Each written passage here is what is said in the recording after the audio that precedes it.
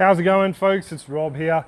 This is a bit of a viewer requested clip just for those folks out there who want to know why we're renovating, also how it's going up to this point in time, and also the plans for the future once the renovations are done.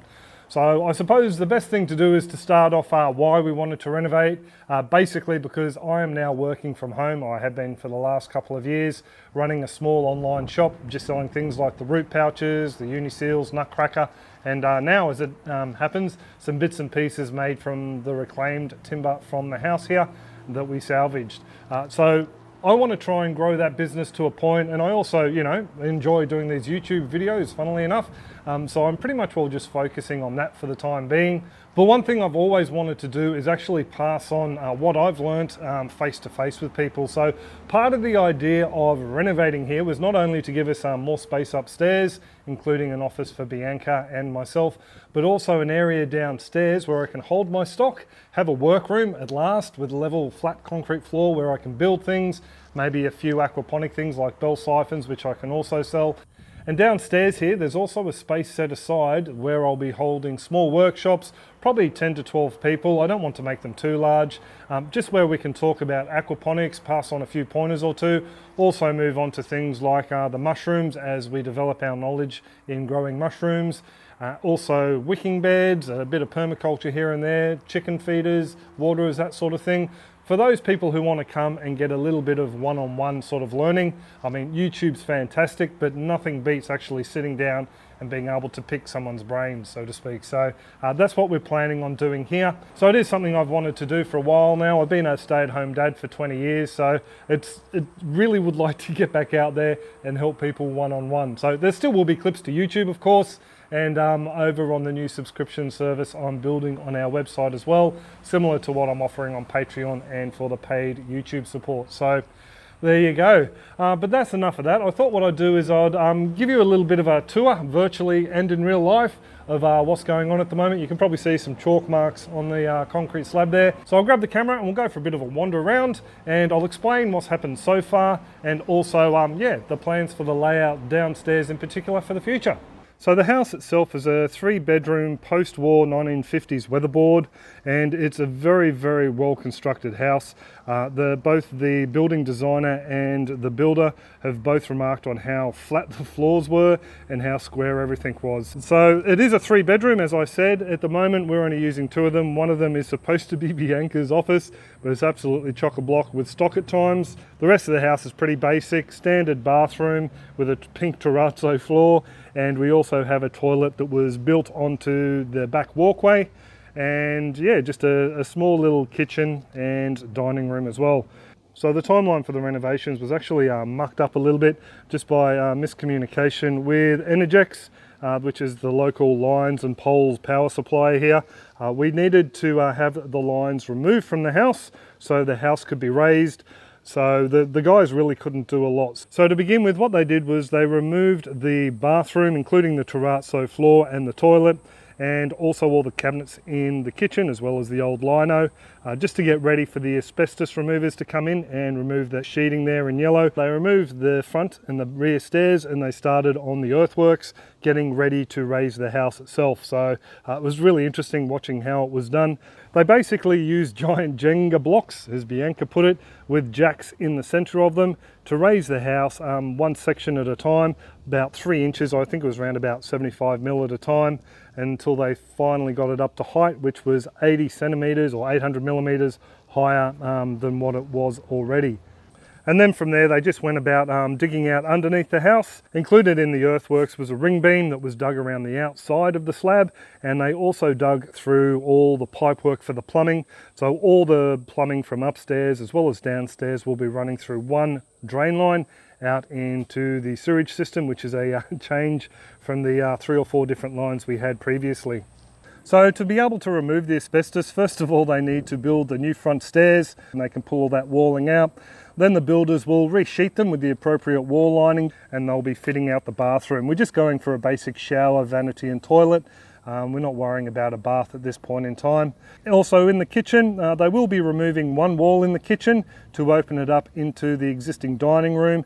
And from the walkway to the dining room from the lounge room, they'll also be removing some sections of wall as well, just to try and open the house up a little bit. What the builders will probably be doing from there is building out the back wall of the dining room, and off of that room there we'll have a deck that runs the remaining width of the back of the house.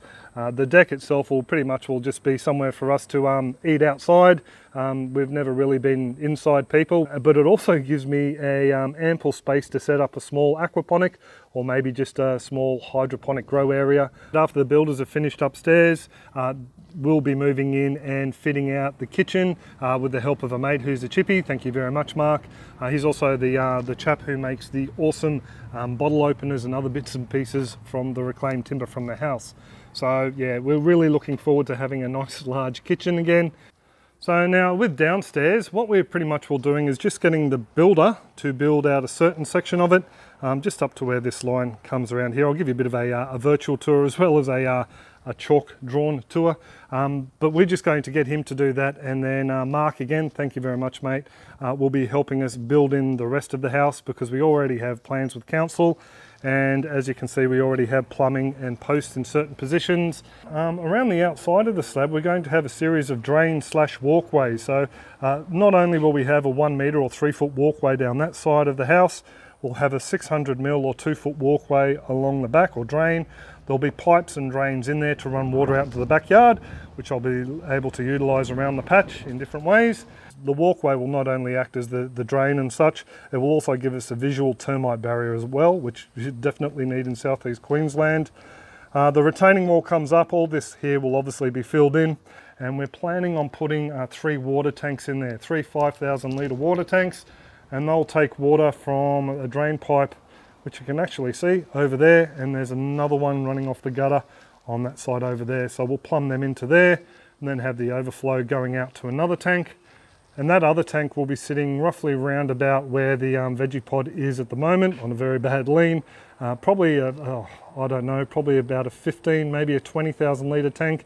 We might be able to fit in there. We're not too sure at the moment. So that's the plan there. Try and make us a little bit more sustainable water-wise as well. Yeah, so I'll give you a bit of a virtual tour.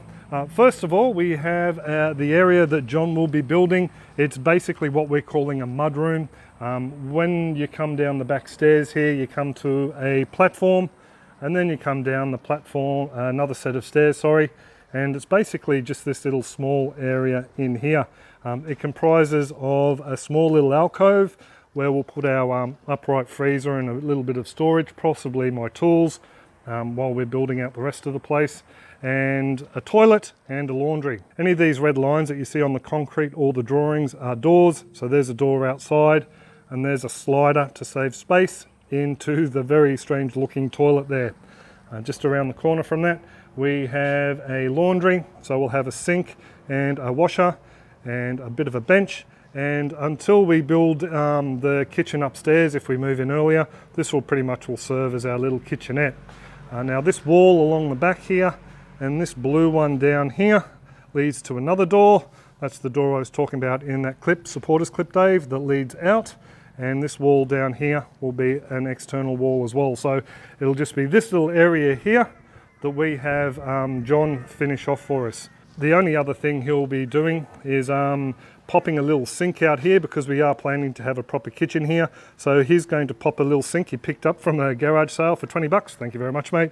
In this position here, and I'll use that just for, scaling fish and that sort of things for the time being. And around the outside, we're getting it all finished off with hardwood battens just to make it nice and secure. It will be going around the perimeter of the slab and also underneath the front area of the house up there. Now, after John finishes off and we get enough money to save up for the other bits and pieces, we will be building in the rest of this area down here. So what we will end up having is a little kitchenette. So it'll be a sink with a bench there. So when people come around for workshops and that sort of thing, there's somewhere where they can prepare their food, and we'll have morning tea all lined up and that sort of thing. And through this sliding door here, we are going to have our oyster mushroom grow out room and maybe some other mushrooms we might try, like shiitake. So just a small little cavity in there that will be insulated, and we'll be able to grow some of our own fungi. Mark's already pointed out we might have issues with sealing it off, just using a slider door, so that'll be something we come to later on and try and work out. The rest of downstairs, we actually had it all laid out different to this, but the beauty of not having plans set firmly means that Bianca and I can come back and change them. So originally we were going to have this bedroom here, which hopefully you can make out. We were going to have that running this way and end at that post, and behind that post would be my workroom. We decided to spin it around 90 degrees, and we're actually moving this little red door that we've got going that way out here, and that will be technically a bedroom, but it will be Bianca's sewing room and also a little bit of storage for me for the root pouches and whatnot. And that leaves this little alcove here that'll probably be my little office space for editing clips and that away from everyone else, and then walk through this door here into a sealed off workshop where I can set up my tools in a production line and start to knock off things like you know, bell siphon kits, or maybe even solids lifting outlet kits, because I've had a few people inquire about them. So that's what this area in here will be, also to make furniture and those bits and pieces, those jobs I want to get hooking into. As for the workshops, they'll be happening out in this little section here, a bit of a walkway between the kitchen bench and that bedroom. And this area here will be an internal area where we can set up a couple of tables, have people around and go through a bit of a presentation about aquaponics or wicking beds or whatever. And then we can exit out onto our beautifully paved area surrounded by garden beds. So the idea with the paved area is not only will it be somewhere for us to sit out the back here in the shade, but it will also function as a work area for the workshops. If we're going to make up little wicking barrels or something along those lines, we can do them out there. So that's the plans Bianca and I have for downstairs at the moment. So I hope you enjoyed that little bit of a virtual tour and also a little bit of a look at the chalk scratchings we put on the slab the other day. Just quickly, I really do need to thank those awesome folks over on Patreon and also over on the YouTube subscription area that are helping to support the channel. There is a bit of a change afoot in 2019, and that is I will be moving off to my own membership page on my website, so I can leave Patreon. So that'll be happening hopefully by the end of February. I'm building it myself, so you're just going to have to bear with me, folks. I'm trying to move everything over there as quick as possible. So I suppose that is pretty much all it. I hope your gardens and aquaponics are booming, and I will catch you folks next clip. Cheers all, have a top one.